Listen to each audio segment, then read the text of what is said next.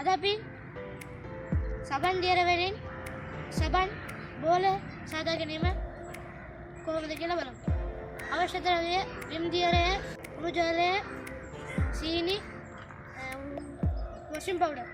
අවශ්‍ය ප්‍රමාණයේ ජලය වකරගෙන ඉන්පසු සීනි ප්‍රමාණ මේ සෑමකට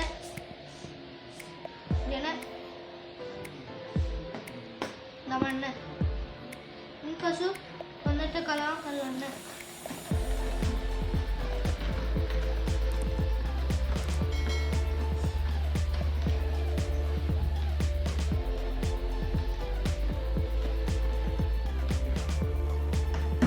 ඉන්පසු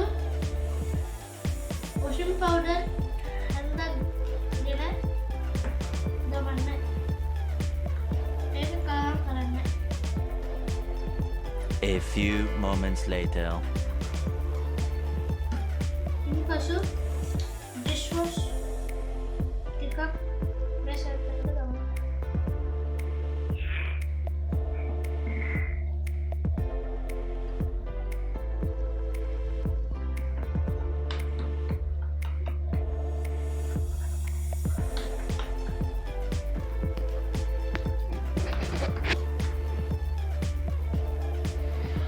දැන් අපි සාදාගත්ත මිශ්‍රණය රෙඩි.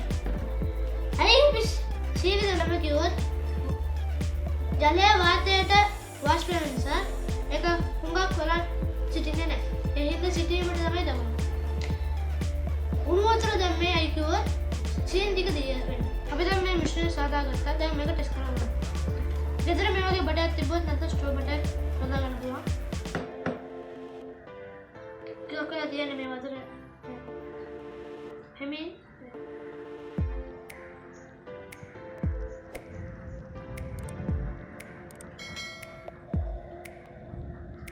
මේ වගේ එයි. ස්තුතියි මගේ වීඩියෝ එක බලවට. අමතක නොවෙන්න නැතුව subscribe කරන්න, share කරන්න, like කරන්න. ස්තුතියි.